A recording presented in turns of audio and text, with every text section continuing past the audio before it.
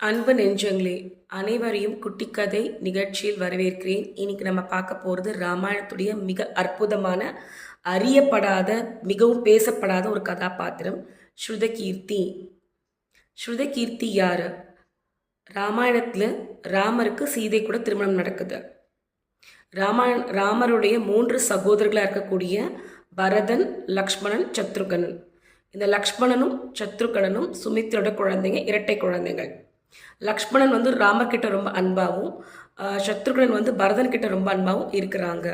அவங்களுக்கு இடையில் எந்த பிரிவும் இல்லை. அப்போ ராமருக்கும் சீதைக்கு திருமணம் நடக்கும் பொழுது ஜனகமகாருடைய சகோதராக இருக்கக்கூடிய விதேகா நாட்டுடைய மன்னர் குஷத்வஜாக்கு சந்திரபாகா அவங்களுக்கு பிறந்த மாண்டவியையும் ஸ்ருதகீர்த்தியும் மாண்டவிய பரதனுக்கும் ஸ்ருதகீர்த்திய சத்ருகனுக்கும் திருமணம் பண்ணி கொடுக்குறாங்க. 2 பேருடைய காதல் வாழ்க்கை ரொம்ப சிறப்பாக இருக்குது, அற்புதமாக இருக்குது. மகாலட்சுமியுடைய அவதாரமாக இருக்கக்கூடிய அந்த தாயுடைய தாமரை பூதான் ஸ்ருதகீர்த்தி அப்படின்னு சொல்கிறாங்க. கம்ப ராமாயண கூற்றுப்படி ஸ்ருதகீர்த்தி மிகவும் துணிவானவங்க, நிர்வாக திறமை கொண்டவங்க அப்படின்றாங்க.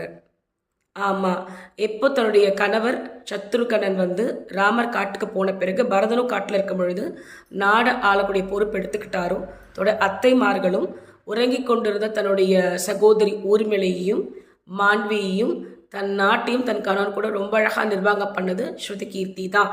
மக்களையும் அவங்களுக்கு தேவைகளையும் சரிவர பூர்த்தி பண்ணுறதுக்கு நிர்வாகத்துக்கும் உதவியாக இருந்தாங்க. லாவானாசுரா என்ற அசுரனை சத்ருகனன் கொன்ன பிறகு மதுரா போருக்கு, அதாவது நம்முடைய மதுரா அப்படின்ற ஊருக்கு அவர் ராஜா ஆறாரு. அப்போ 12 வருஷம் அங்கே ஆட்சி புரியும் பொழுது அதுக்கு துணையாக நிற்கிறது இவங்க தான். இவங்க 2 பேருடைய காதல் வாழ்க்கைக்கு 2 குழந்தைகள் பிறக்குது.